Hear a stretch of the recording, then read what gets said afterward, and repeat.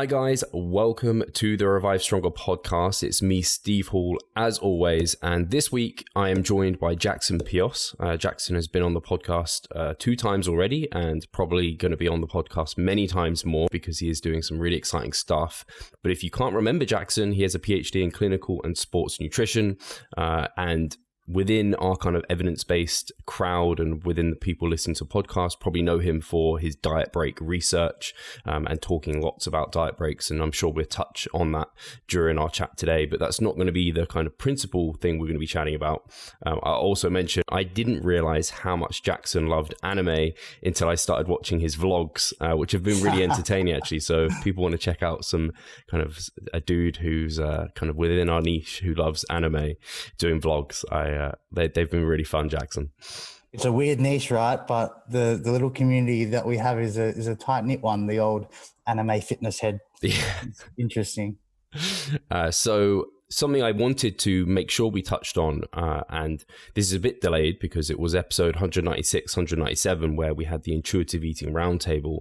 And I guess as a podcaster, I always struggle with those roundtable setups because I feel like some people, you just inevitably can't say everything you want to say when there's that many people in there because it's just so hard to have a dynamic conversation.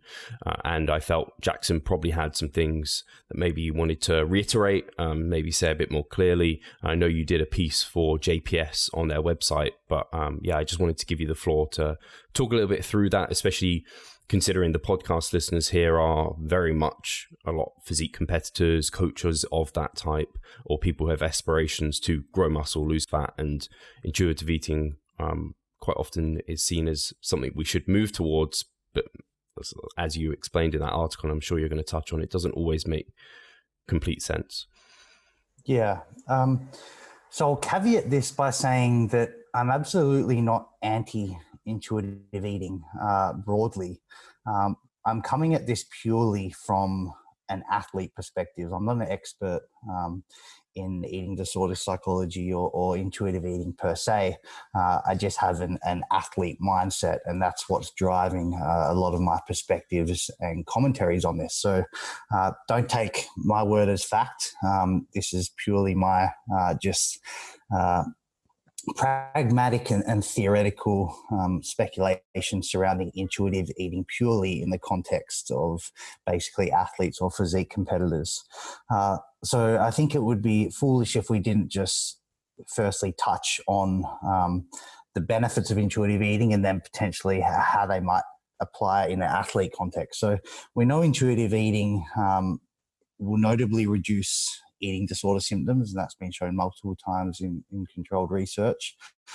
Can improve relationships with food, can help to build awareness with hunger and satiety cues, which are often things that some of the physique competitors struggle with. Has even been shown to improve perceived body image. So there's a lot of benefits there. But with all those said, I feel as though some people, particularly athletes, they might be using or overusing this approach without possibly realizing that it isn't very conducive to their goals, especially if the goals that they have can't be achieved while remaining weight neutral in the long run, such as gaining muscle mass, reducing body fat, or even both. Now, I think part of this comes down to members of the fitness industry potentially not understanding the principles and expected outcomes of intuitive eating. Like just going from memory a couple of years ago, and Eric's acknowledged this, but Eric Helms was previously sort of advocating intuitive eating in the off season, but it wasn't actually strictly intuitive eating. It was just sort of eating without tracking. I think that's what potentially contributed, and he's rectified that since and admitted to that error. But at that time, intuitive eating was a very new thing, and I don't think that the fitness community fully had the correct grasp on it. Now, for most people, they probably understand the body image and the eating psychology benefits associated with intuitive eating, but perhaps not understanding that this behavior or this framework is typically associated with weight stability and not a tool for performance, weight, or body composition change. Now, I think most intuitive eating followers or users understand that the premise is built upon eating to biological cues.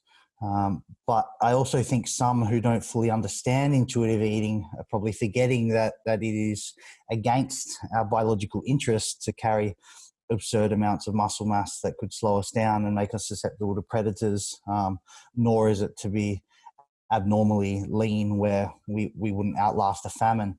So if either of those outcomes of the aim, and basically the more extreme your goals are on either end of the spectrum, biologically navigating by following your hunger and satiety cues is just very unlikely to get you there. And I think most high-level athletes understand that some significant overriding of biological cues at times is sometimes required to really sort of reach those elite status in any sporting endeavor. And just for like a little anecdote piece, I used to compete in semi-professional Australian rules football, and at the time one of the best players in our country, his name was Ben Cousins, played for the West Coast Eagles. Now I was just so happened to be at a park, a football oval, where he was training by himself just by chance on a Wednesday afternoon, and I was just watching this guy run, and he was running laps and laps and laps. And I watched him pretty much fall onto his haunches with his hands on his knees and violently vomit for about 30 seconds straight, wipe his mouth, and then pick himself up and keep going on running. Now, there's no media there. There's no one watching. It's just him by himself. And I think I just hesitate to guess that for athletes who think the Michael Jordans and whatnot, guys are really pushing to the top level, I think they're going past the point where your body is saying, hang on, this is a little bit uncomfortable here. Now, I also think that there's perhaps following on from some of the 3DMJ promotion of intuitive eating a couple of years back as not intuitive eating, but eating without tracking. It seems like there's this recent perception in our industry that you can't be considered an advanced athlete or a proponent of evidence-based practice if you're not intuitively eating in the off season. Now, if your off season just means time away from contest and some downtime, then intuitive eating could be a great move. However, if your off season should be more accurately labeled as an improvement season, then you should be aware that it's probably coming with some progress, that intuitive eating is going to be coming with some progress trade-offs that got to be sort of matched against the eating psychology benefits. So the athlete needs to be aware that intuitive eating has the potential to delay attainment of one's physique or performance goals.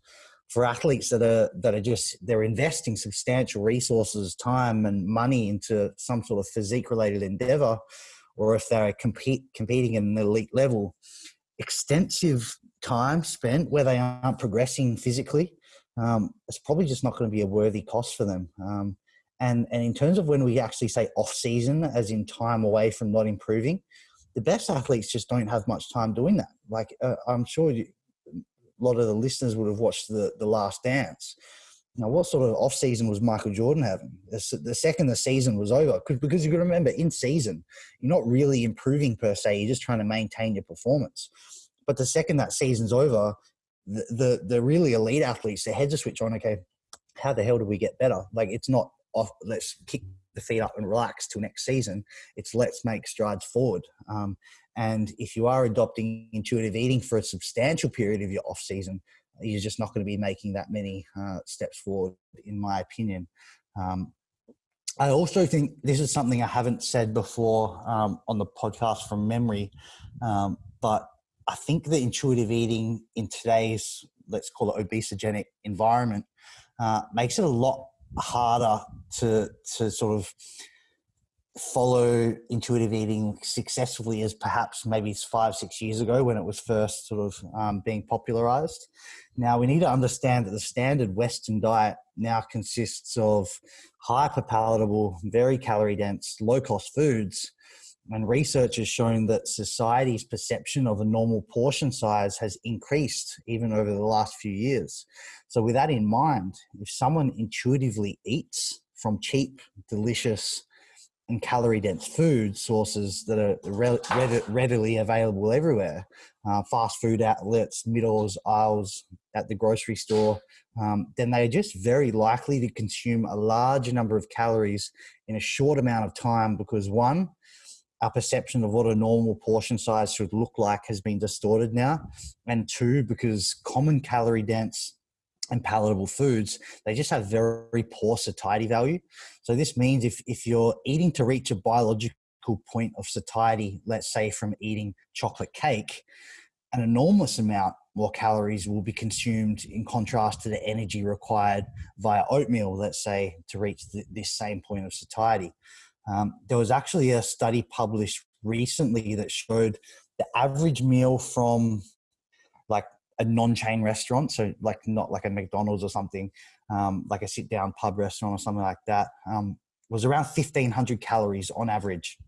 And that's not including drinks, appetizers, or desserts. So if you go to a normal restaurant, order an average dish, eat intuitively until satiety, which we would assume is going to be somewhere around the complete portion size, you could be consuming around 50 to 70% of your caloric needs to maintain weight in one hit. This means that the likelihood of establishing an energy surplus increases substantially unless you're intuitively compensating with reduced calorie intake in the other meals, which is just damn unlikely given the satiety response is quite poor from these calorie-dense, super tasty restaurant meals. Now, those situations, it can just result in an energy intake that isn't indicative of our physiological energy needs. And I hesitate to guess that one of the reasons that we have this global obesity epidemic is a consumption to satiety of these processed, highly energy dense, restaurant prepared, tasty foods. Very well said, Jackson. I think many interesting points that I could touch on actually, and one of them I thought was like very pertinent to the listeners because some people may be listening and be thinking, I'm not a Michael Jordan, I'm not someone who is a like highly competitive person, and so maybe I don't need the trade-off of having the kind of maybe more negative psychological outcomes through tracking or whatever it may be. But then you also describe how intuitive eating is meant to be a weight neutral approach. And so if anyone on this podcast is listening and thinking, I want to gain muscle or I want to lose fat, they're inevitably not weight neutral in their goals. And if those goals are quite high up on the list of priorities, then again, like you described, an intuitive eating approach doesn't make complete sense.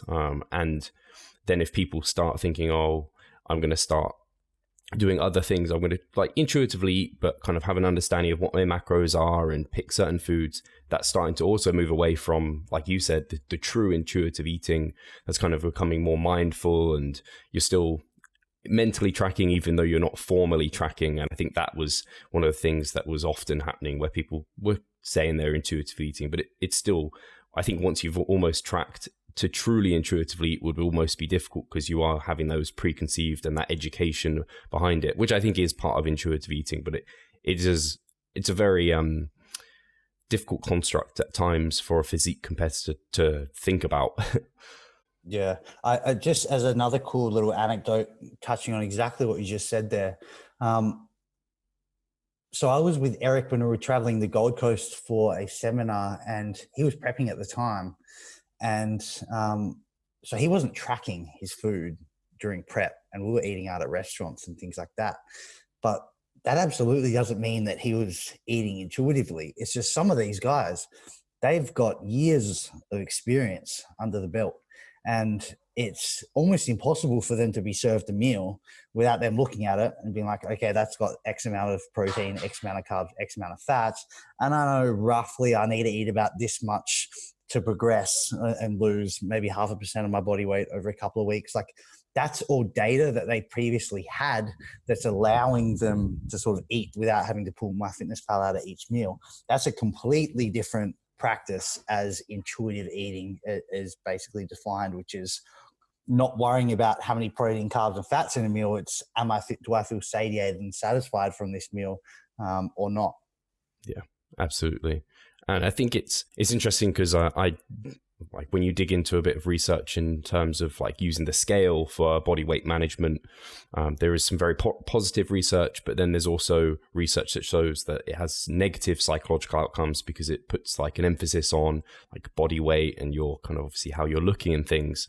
I think for a lot of our goals for muscle gain and fat loss, is inevitable, and like you said, there's inevitable trade-offs when you're trying to pursue something that is kind of something the body doesn't necessarily want. Like we all know, the homeostasis is where the body wants to be. If you want to push it outside of that, you've got to get a bit uncomfortable, and there's inevitably some trade-offs involved with that. So I thought that was very interesting. And something I did want to touch on was you quoted, I think, Jake Lenarden in terms of actually people with eating disorders probably don't want to go down the intuitive eating road.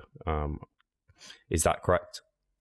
Yeah. So basically, people who are suffering from eating disorders and have been diagnosed with clinical eating disorders, they basically have extremely twisted hunger and satiety cues that just don't really make sense anymore. And they don't really know how to interpret what feels full and what feels hungry anymore.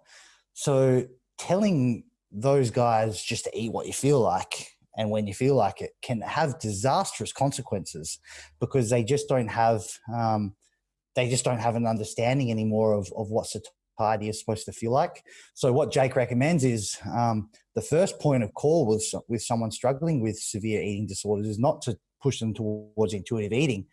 It's actually to introduce them to dietary restraint again and allow them to observe and feel what a normalish day of eating should look like and what's the normal sensation they should feel after a regular meal and things like that. And then over time, when they start to basically come back in touch with those sensations, that's when potentially intuitive eating can be a possibility. But initially, Jake will never, or I shouldn't say never, but he rarely advises for intuitive eating in people who are really struggling with eating disorders, just because they don't have that. They're just not in tune with their hunger and satiety cues anymore. Yeah, very well. Very, very cool, actually. And when you spell it out like that, it just makes complete sense. Like I think people, sometimes the answer can be as simple as that when you just talk it through. And I know in the podcast you touched on, I think you may have touched on it as you were just talking, in terms of when you might use it. It's like maybe once you've kind of retired from the sport and you're not, and not so there's much worried. Like a lot of, there seems to be this miscommunication or misconception that like, if you follow dietary restraint for so long, for like years and years, you're going to be broken and there's no coming back. But there's actually been studies published that have shown that even in really elite athletes, from memory, there was some marathon runners and some triathletes, guys who have really had to have a high level of dietary restraint just to keep their body weight down to basically help that endurance efficiency.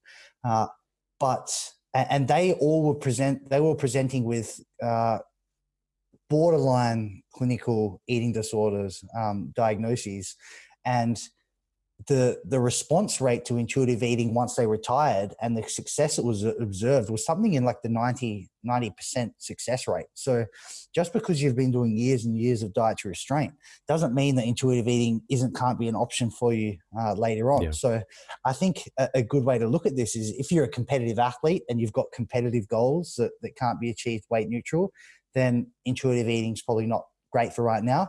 But once the competition goes to the wayside, and perhaps you just want to basically, you're in search for sort of general well-being and positive mood states and positive psychology, then perhaps intuitive eating can be a nice step. Yeah. And I think I think we may have said that you could use it in this way on the podcast. And I think people may think to do it in this way when they're kind of looking at when intuitive eating makes most sense for them as a physique competitor would be potentially like in a diet break period or a maintenance period after a long mass phase or a cutting period. And since you've described how like their kind of someone's hunger signals are disrupted when they're obviously someone who has had an eating disorder in the past, it may not work the best for them. Probably in those situations, your hunger signaling is not in the best situation. Like at the top of a mass phase, you're probably going to undereat. Exactly. And then You same just with regress cutting. back towards the mean. It's called like the regression to the mean fallacy is basically if you're progressing with a mass and you're getting further and further and further away from the mean, and then you start following biological cues, you're just going to find yourself drift back and regress towards the mean. So you're exactly right. Hi guys, Steve here. Just wanted to take a moment of your time to remind you of the Revive Stronger member site. Inside you'll find a thriving forum, a growing exercise library, presentations, research reviews, and courses. If you want to get involved, sign up via the description. And the same with the cut. I don't know if because you're obviously deep into diet breaks, whether you've seen people try and do like, it's a diet break, so, I should just intuitively eat this week. And I could only see that. That can be disastrous. Yeah. Because like you can probably relate to this in some of your contest preps, but once you get lean enough and once you've been dieting for long enough, it's almost like no volume of food is satiating. It's like you could eat 6,000 calories and be like, I could go another dessert sort of thing. Like your appetite cues are almost temporarily sort of on pause or broken. Sorry, my dog is going crazy. Your appetite cues are just so out of whack. If you were intentionally eating to satiety, let's say at the really tail end of a cut or during a diet, if you want a diet break near the end of your cut, or perhaps even transitioning out of the end of a cut, then the likelihood that you're going to be consuming multiple 1,000-calorie surpluses per day is just quite likely. And again, it's a biological drive and biological function to try to get you back to a set point body weight and body fat as quick as possible. Yeah. I think you mentioned it in the article. You talked about probably the closest, I don't know if it is even the closest to it, but flexible dietary restraint is kind of that's the healthy, but it has the restraint there. So it has goal driven, but it's still the flexible element is about as flexible as we can get without moving too far away from actually having a goal driven diet. Yeah, exactly. Cool. Awesome. Really well said. And something else I wanted to touch on this podcast, again, inspired by one of your JPS articles. And so people can check out the written form if they want to head over there as well, because I know you do some fantastic work there. But this is something I don't think we've ever formally touched on the podcast. It's maybe come up a little bit in a Q&A here or there, sparsely, but hasn't been really described and spoken about in the way that you spoke about it. And that is to do with alcohol and kind of for the physique enthusiast. Again, many of the listeners, or at least their coaching people that are very interested, and many of those people they're coaching probably do drink, and maybe some of the people do drink as well. And you potentially had some controversial comments to make, but I think very pertinent for people listening because they may not realize kind of what they're doing and how much of a role it could be playing in their results. Yeah, I think this is a very diversive topic, and sometimes people are apprehensive to talk up about it because of the support alcohol consumption has by some highly respected people in our fitness sort of niche. And I'm not saying that they're promoting alcohol, but it's fairly regularly to see photos of wine or a beer or wine and cheese or things like that quite regularly on Instagram. And that over time sort of, even if it's not intentionally coming from, or perhaps it's coming out of good intentions, it has the potential to persuade the perceptions of the wider fitness community who perhaps put these people on a pedestal, and everything they do is, well, that's optimal. That's the way I should be doing things as well. Now, it greatly perplexes me that the same people in the evidence-based community arguing over whether they should be using 2-day refeeds or 7-day diet breaks, or whether they should be consuming intra-workout carbohydrates or not, things we might call the 1%ers. These people are also consuming alcohol on a regular basis. Now, it seems like a complete cognitive dissonance to me to engage in behaviors to potentially maximize physique advancement and behaviors that require substantial effort and planning with potentially small upside at that, when we're talking about these little nuanced strategies and things like that, while also engaging in another behavior that has just been shown time and time again in research to compromise one's physique efforts. And I'll touch on some of that research briefly.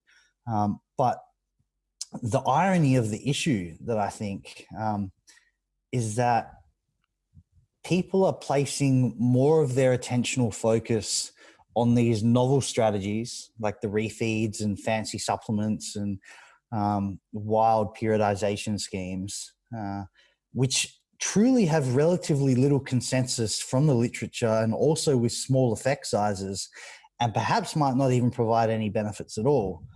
Yet these people seem to disregard or underappreciate the extensive evidence for the negative impacts of alcohol consumption. Now, this is not to suggest that everyone in the evidence-based fitness community is consuming weekly, fortnightly alcohol or something like that. But a lot of people are. And like I said before, I dare say the prevalence has increased in recent years. That's just me looking from the outside, but I'm not sure if you've had that same observation as well. But it seems like it's increased in recent years as a consequence of the regular alcohol consumption, and at times I'll call it glorification by the higher ups and the influencers in our fitness industry. And I'm not going to name names, but I know you know who I'm talking about, Steve. Now, I'm a realist, and I acknowledge that a few drinks each month is not going to ruin all your progress. But let's just say even with partial impairment to your physique progress, if we want to come at this from like a financial mindset, it seems like an incredibly unwise investment decision to invest your finite resources into fancy training and nutrition tactics that may not provide any benefits. And if they do, likely explain a fragment of your progress or your investment return, instead of just avoiding a practice that is guaranteed to provide a dividend or a worthwhile return. In other words, we can avoid doing a practice, i.e. regular alcohol consumption, and we will receive notable benefits that have been confirmed by research. But for whatever reason, a lot of people in the fitness community choose to focus all this time on these sort of fancy and sometimes even fad strategies in constant search for this 1 or 2% gain, where it could be such more of a simpler process just to avoid engaging one sort of behavior that will give a marked benefit. Now, I did want to touch on some of the downsides of alcohol, because I just don't think that they're appreciated as enough as they should be. And for some reason, it's like the people in the fitness community seem to think alcohol is okay as long as you track the calories from it. And like, it's so much more complex than that. I don't think we should be of the perspective that alcohol really doesn't hurt the physique, or that we can avoid the downsides if we just track the calories as carbs or something like that. So what we do know is that alcohol reduces muscle protein synthesis via inhibition of mTOR, which is an important cellular component in the anabolic signaling cascade towards muscle growth. Now, in one study, consuming an average meal with a standard drink of alcohol reduced protein synthesis by 30% over 4 hours. That's just one standard drink. Now, in another study, 9 standard drinks consumed post-workout decreased muscle protein synthesis by 25%. So, and this is over 24 hours. Now, if we try to say, okay, well, what do those numbers mean in sort of practical context? Menno Henselmans has talked about this in the past, but a 40% calorie deficit, so we're talking quite severe, and with low protein intake, has been found to cause a decrease in muscle protein synthesis by around 35%. So we're basically, like, from a single night of drinking, we're talking about the same catabolic effects that are comparable to a 40% calorie deficit with low protein intake. So the catabolic effects we're discussing are actually quite substantial. And that's why I do think that some people are perhaps either they're negligent and they just don't want to know about it because they like having their drinks. So they just sort of turn a blind eye. And ignorance is bliss in a sense. Or perhaps they're just not aware. Now, alcohol also reduces our anabolic hormones and increases catabolic hormones. So the research showed that, this was a really good study, 3 to 8 drinks on one occasion, which would be like a pretty big night out with your friends, that can reduce testosterone by 20 to 40%, and it can decrease your GH, growth hormone pulse frequency. So things not conducive to sort of an anabolic hormonal environment. Now, if you're getting even crazier and consuming more than 9 drinks on any one occasion, this reduced testosterone by 45%. So this is comparable to testosterone crashes seen with male bodybuilding, contest prep. And some evidence, this is when things get kind of really wacky and scary, suggests that chronic alcohol consumption, so doing this sort of quite regularly with time, has been shown in research to lead to testicular shrinkage and reduced capacity to produce testosterone. So it's not just the acute testosterone suppressive effects of alcohol. You can be permanently damaging your testosterone production if you keep consuming alcohol regularly and for a long enough time. If you're performing exercise or training before you hit the drinks, evidence showed that the reduction in testosterone that we usually see acutely over 24 hours can sometimes last even up to 48 hours. So it seems like the closer the alcohol is in proximity to training, even the worse things get. And in terms of the catabolic hormones, we've seen that cortisol, obviously a hormone implicated with fat gain and fat-free mass loss, that increased by 152% after a night of drinking. Now, a lot of athletes, they talk about sort of keeping stress low during a prep and trying to sort of manage cortisol levels and things like that.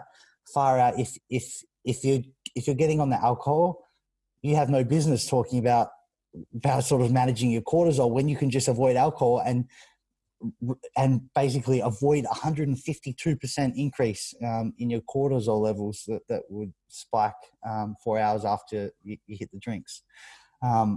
And just finally on sort of the hormonal argument, alcohol also increases the conversion of testosterone to estrogen in the liver. And when that's happening, we've got less testosterone in circulation. So all these things happening as a result of alcohol are basically putting you in a suboptimal anabolic hormonal environment. And you just can't expect to grow as much muscle or progress as much as someone who is avoiding these things. And just as a final point, because maybe some people say, okay, I don't care so much about muscle. I just care about my strength gains. Alcohol still causes strength loss. One study showed that 6 standard drinks caused somewhere between 12 to 20% strength loss compared to drinking orange juice. So you're going to lose you're going to impair your muscle growth response, and you're going to lose your strength, and you've got a suboptimal hormonal environment. All of those things as a direct consequence of alcohol. You just can't expect. Once those things accumulate, that's going to have some substantial negative effects on basically your physique aspirations. Now, I'll just give maybe like a quick, take home. And this might be controversial for some people, but I think if you are either training twice a day to improve recovery and intensity of your sessions, or consuming intra-workout carbs in an attempt to reduce protein breakdown, or calorie cycling, or just any strategy that's likely to impart minimal benefit on the grand scheme of things, yet you also consume alcohol regularly, I just think you are an evidence-based hypocrite, to be honest. And if you are doing those things, I really do hope you aren't influencing others to engage in the same behavior as yourself.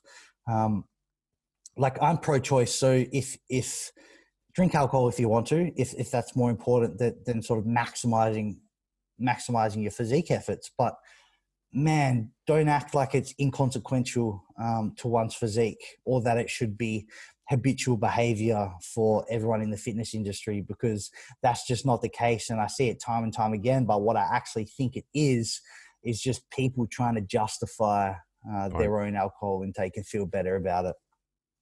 Little do you know, Jackson, I love a bevy. No, I'm joking. I was reading that sentence where you talked about the training twice a day, having intra workouts. So I was like, yep. Oh no, he's calling me out here. But fortunately, I don't actually drink like ever. So thankfully, I'm not an evidence-based hypocrite. But I think you touched on a really good point there, is because I think at least for a lot of people, they will just consider like alcohol, oh, it's just like that other macro that you just replace with carbs and fat and everything's fine. And it's like, well, no, alcohol is actually a poison. And so with any like something like that, there's going to be some negative consequences. And whilst it's nice to tiptoe around it because of like what's socially acceptable, and you have to be kind of similar in a way to intuitive eating, I guess, but it's just there are hard facts involved. And whilst I think you'd say you're pro-choice, just like I am, also very much pro-awareness of kind of what these things are going to be doing. Exactly.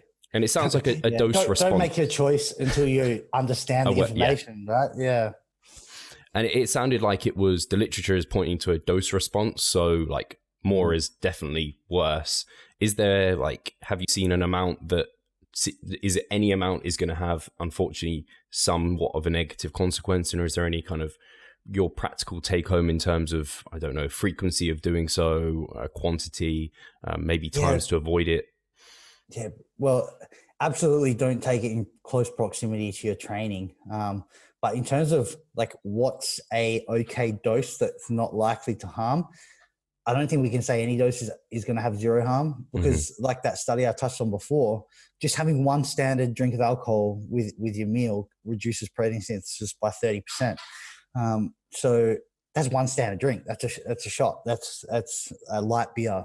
So most people are consuming more than that, or perhaps that amount. But I refrain from saying like 3 standard drinks is okay, because I just say the less you can have is better if we're talking purely from like a physique progression standpoint. If you can abstain, that's going to give the best results. If you're going to drink, less is better. And I think probably I was at least thinking about a situation. I may have even done this way in the past, many years ago, where maybe I'll be dieting and I'll just eat like protein and veggies. I'll save calories to then have a somewhat of a binge in the evening. I probably did this at university at some point. And I can only imagine that's probably not a great thing to do when dieting, especially because, I mean, your muscle protein synthesis is already down-regulated, and then you're saving, for a lot of calories for alcohol. I imagine dieting is probably one of the more worse times to do it, if there is ever a worse big time. Like your muscle protein synthesis is already chronically suppressed, and then you're putting a catabolic effect on top of that could have some nasty effects. Cool. Awesome. I think it wouldn't be a podcast with you, Jackson, without touching on diet breaks. I think everyone's expecting it, and I know we're going to get you back on to talk about those a little bit more. But something I did want to touch on is the timing of a diet break. And again, this is probably one of those 1%ers or nuanced and kind of ideas where maybe we haven't got a ton of data for, but I think you said there is some preliminary data coming out now. And I know, you have some thoughts about when to time the diet break in terms of not frequency, but more so where in line with your training. Hey, Pascal here. I just quickly wanted to remind you of our online coaching service. At Revive Stronger, we put a huge emphasis on the personal aspect of our coaching. And if you want to take your physique and knowledge to the next level, hit the link in the description below. Yeah, so this idea of synchronizing diet breaks with specific phases of your training cycle, that I'm not just talking out of my ass. This is based on the preliminary data we've got coming from our lab, which has run 2 diet break studies so far, and we've collected the data for one. 2 are in the process of being analyzed. Now, based on some of the things that we've been seeing and some of the trends, we have hypothesized that diet breaks might reduce appetite over the course of a weight loss phase. And I would almost say I'm fairly certain that we're going to see notable effects there. We also hypothesize, based on some of the data that's coming through, that the most notable decreases in appetite would happen during the actual diet break, so during the 7 days in energy balance, which seems completely logical. Now, this has substantial merit, particularly for athletes, because if I was correct in my hypothesis, it could mean that reduced food-related distractions could lead to improved mental focus. Now, with improved mental focus, even acutely, this could provide a fantastic opportunity for higher volume, higher intensity blocks of training, where a lot of mental focus and mental resilience is going to be required. Now, this sort of theory fits nicely with other research that has shown accumulated mental fatigue, so the opposite of mental focus, is actually associated with poorer performance. So that's one angle that we're coming at this timing thing from. Another angle is that in addition to this possible increase in mental focus, likely resulting from reduced hunger during the diet break, we think that training performance might directly improve during the diet break itself. Now, this is because we know both carbohydrate and energy availability impair strength and endurance performance while increasing the perception of the effort. So it is conceivable that a period of higher energy intake, i.e. a 7-day carbohydrate-rich diet break, might offset some of these negative performance effects, at least temporarily. And this begs the question of whether diet breaks should be synchronized with key training sessions or weeks, or perhaps even just mentally demanding training blocks for an indirect competitive advantage. Now, I know among a lot of athletes, not so much strictly physique athletes, but there is anecdotal evidence that suggests, at least in sports athletes, that diet breaks are a pretty favorable time for high volume and high intensity training, with the short-term increase in this energy availability and carbohydrate availability likely providing enhanced performance and reduced fatigue, or at least dissipation of fatigue. But this hasn't been tested empirically until sort of the study that we're tying up at the moment. Now, it absolutely does need to be tested empirically. We can't just hypothesize, because if the diet breaks do not improve muscle performance as supposed, then their use or overuse could be actually unnecessarily delaying the attainment of the athlete's weight and fat loss goals, because after all, diet breaks are just sort of time spent at maintenance. They aren't directly propelling you in a forward direction towards your goals.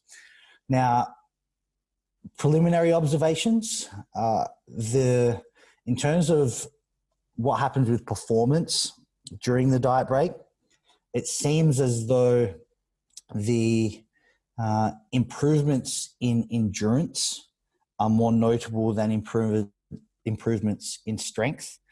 And it also seems that the effects are more observed in larger muscle groups like the quadriceps compared to something like the biceps. And I'm sort of speculating about why. And it seems that when we're looking at other research and during sort of calorie restriction and heavy training regimes, smaller muscle groups seem to deplete their muscle glycogen much quicker and more rapidly and to a greater degree than something like the quadriceps, which seem to be a little bit more resilient. The larger muscle groups seem to be a little bit more resilient to that glycogen depletion. So what I'm potentially thinking is that perhaps the carbohydrate deficit was so large in these smaller muscle groups that even the 7-day diet break wasn't enough to sort of top it back up to get it into a conducive performance point. Whereas perhaps these larger muscle groups, they didn't have so much of a large carbohydrate deficit, that 7 days in energy balance with high carbs was just enough to sort of push it over the edge. So yeah, we got some cool stuff coming out of that, and I can't wait to get it sort of finalized and published up. Interesting. No, it's really interesting because these are the things that I think, again, they may only be the 1%, and taking the diet break full stop may even be a 1%. We don't have tons of data to know that just yet. So then timing of it, I guess, is even more of a nuanced idea, but it's very interesting, especially for me at the moment. I've been timing them with deload periods, which you've probably seen some people doing. And kind of my mind was, oh, you're reducing like training fatigue. Let's reduce diet related fatigue at the same time to get kind of the benefits of both, replenish glycogen and kind of, in a sense, refuel the carb before another journey into another mesocycle. In addition to kind of if there is any kind of down regulation in MPS because we're deloading and training volumes way down, intensities way down, we're not causing an overload. So there potentially could be at someone who's very lean towards the end of a deload week, maybe risk of muscle loss. So we're protecting that potentially with being at maintenance. I don't know if you have any thoughts to that logic, if you have any feelings towards it. I see, but I understand both perspectives. I fully understand that there's a reasonable theoretical rationale that like you can have this hyper recovery phase by sort of dropping your training volume and dropping your dieting load, if we want to call it. But I still think when looking at wider athlete research, and not so much just physique athletes, I'm fairly confident that we have a stronger rationale to give an athlete more energy when they're doing the most work, or when their training or performance demands are the highest. Now, things get a little bit tricky because of the differences between sort of the training output of sports athletes and physique athletes who are going in to do their 15 sets a session, then they're out of there. And like, I don't think one way is necessarily wrong.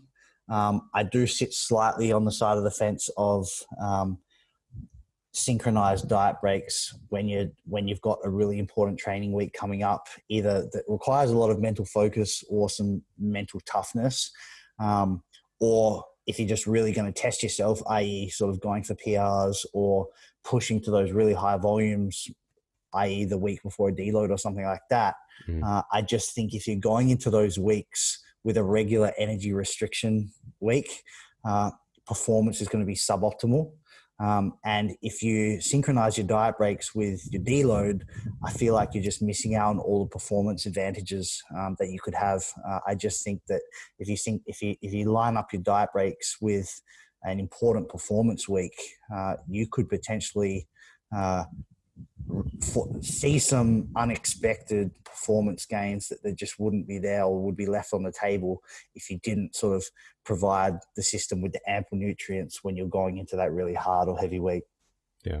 And then you just diet through the diet break as you were previously, I guess. So with the idea of like diet breaking on a deload week, it's sort of the same as just giving a super high diet break on a training week, in my opinion, because like you're diet breaking them, and I assume most people are going to like predicted maintenance if you're going on a deload, which means that your predicted maintenance is now going to come down some, maybe 150 calories or so, because training volume and intensity is lower. So it's almost like, well, your diet break is going to have a lower energy value than it otherwise would. Whereas if you were sort of synchronizing it on a regular training week or a high intensity week, you'd be having extra food anyway. So I feel like it might balance out some, but yeah, okay. Like I said, I don't think one's wrong. I just sit slightly on the fence of give them the extra nutrients and the carbohydrates when they're going into to try to maximize performance or maximize recovery. Like last week before a deload, far out when you're really pushing yourself, it just makes a whole lot of sense to me to provide the body with extra carbohydrates that are fuel for the nervous system, which is the system that regulates our fatigue and our recovery. So that's where I stand on the matter. Yeah, no, that's totally fair. And it's interesting to hear different perspectives, and it's not something I've personally tried yet. So I may even try it at some point just to see, like, anecdotally, how do I feel when I do it the other way around. So yeah, fantastic. We've covered all my questions. I don't know if there's anything you, Jackson, kind of have interesting coming out that you want to kind of tease the listeners with, or when can we expect the results from your study? When is that all kind of looking? I know it's unfortunately slower than we'd all like. Yeah, slower than I would like, man. So there's two studies that I've been saying are close for a long time, but the manuscript is mostly prepared. Now, one of the studies is basically the first diet break study on athletes. We had 60 athletes recruited for that, and we compared a 12-week continuous diet with 12 weeks of intermittent dieting, where they dieted for 3 weeks straight and then had 1 week diet breaks. So we tested a whole host of outcomes.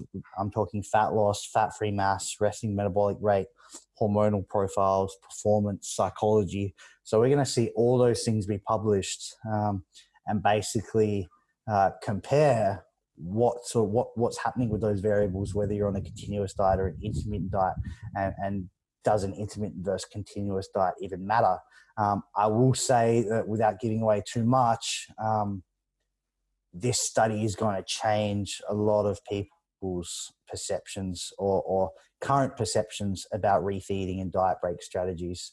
I think the perception at the moment is that refeeds and diet breaks are this infallible, highly evidence-based scientific tool guaranteed to provide better outcomes during your fat loss than continuous dieting. And I'm less confident to be able to make statements like that. And I think people are putting, based on the data that I'll be publishing, and even based on the 2-day refeed stuff from Campbell's lab, I do think people are putting far too much weight on the merits of these strategies, diet breaks and refeeds. That's not to say I don't think they have any merits, and we'll show those in the study, but many benefits are also overblown. So it's going to be a massive talking point for a lot of people, and I can't wait to get that out and hear people's perspectives on that. It was a really well-controlled study. We had really great compliance and a really solid athlete cohort. So I feel like this is the first time anyone can actually speak confidently about diet breaks in an athlete resistance training context. We've also got another study basically looking at like I touched on, the acute effects of a diet break actually within the diet break on measures of muscle performance, appetite, irritability, alertness, and things like that. So basically trying to give some credence to does this synchronizing theory have any weight to it? For example, are we seeing notable performance improvements that would therefore say, okay, well, you're going to perform your best on your diet break, therefore put it on an important training week where your performance sort of needs to be maximized? Or even do diet breaks reduce hunger notably during the diet break? Perhaps sort of synchronize that when you've got a lot going on externally and you need that mental focus and sort of not so much food focus or food perception. So that one's going to be really cool, and that's going to be coming out. I hope to have them both submitted within sort of the next 2 to 3 months, and then I'm hoping for a publication by the end of the year. We are going for really high impact factor journals. It gripes me a lot that a lot of the like IG researchers, they're just pumping out studies in really crappy, low grade open access journals with like 1 impact factors. Where we're going for like the top 4 sports science journals in the world. So it's going to be really cool to get some physique research in journals like that, because it hasn't really been done before. That's incredibly exciting. Just sitting here kind of like, yeah, that sounds like definitely up the listener street, up my street. And I actually want to give you a big shout out here, because you did a presentation for our members site where you did give some of the insights into all of this. And if this discussion did pique people's interest, I definitely suggest thinking about at least, signing up just to listen to Jackson talk about that, because it was a great presentation. And I think, like, what is science? Science is about getting to the truth, and it may make some people feel uncomfortable. And I mean, there was something like reverse dieting for a time was promoted as the way to do things, and now it's looked as maybe not. So it's definitely interesting to kind of get closer to that truth. And I want to thank you for doing that research, and I'm sure the listeners will be the same. No, it's a pleasure to be back on. And I'll just say, following on that point, like, people are going to be surprised about the way that I speak about diet breaks and refeeds in the next few months compared to perhaps if they listened to me on a podcast 6 or 8, 9 months ago. And people tend to get disappointed for whatever reason, like, the results weren't what we expected. But this is why we do the science, man. Like, if we we can have hypotheses and we can think results might go the same way, but at the end of the day, we do these studies because we're not really sure.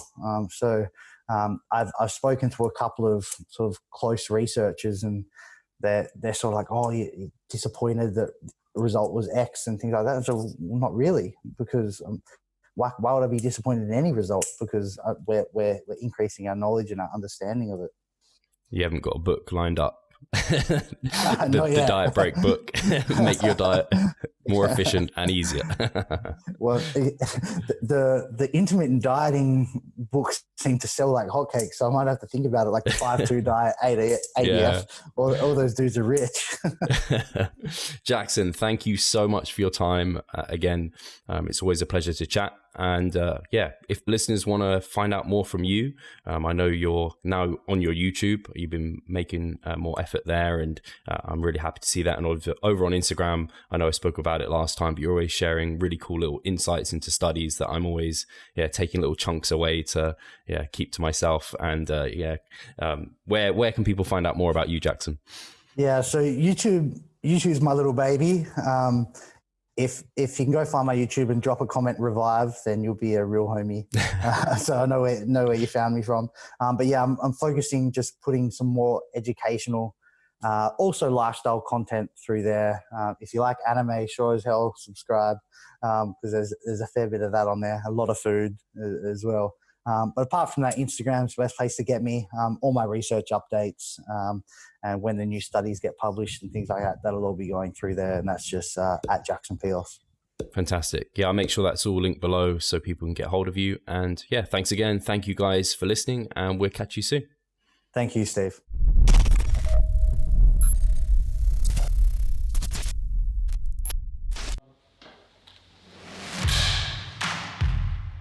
So I'm Steve Hall, founder of Revive Stronger and a coach of Revive Stronger. My name is Pascal Flor. I'm the co-owner of Revive Stronger and also a coach, of course. Revive Stronger has probably been going solidly for 3 years, roughly about 3 years. Revive Stronger, to me, it is becoming kind of my child, my foster child. It's the gathering and getting together of like-minded people. We've been expanding the coaching team, which is helping us help more people, but each coach can only help a certain number of people. Right now, it's all over the place. We have YouTube, we have Facebook, we have Instagram, but there isn't that community aspect behind that. And so the next step for us is developing a membership site. So basically, we want to create a family and a community that is then benefiting from another.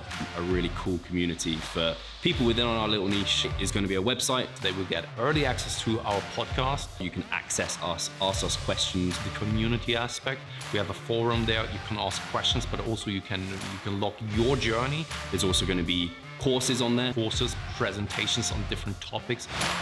Discount of past seminar footage. We will log our journey as well. We'll start vlogging. We're going to have documentaries. Our entire athletic journey. Furthermore, they get access to an exercise video library. the exercises that we love for hypertrophy and maximizing hypertrophy. We're going to go through those in depth, telling you how to execute them. We kept them concise and also mobile friendly so that you can watch them in between your sets. I'm super excited to grow this community. The amount of value that we're going to be delivering is huge. And I'd love you to be part of it. You will get so much out of that. I'll see you inside.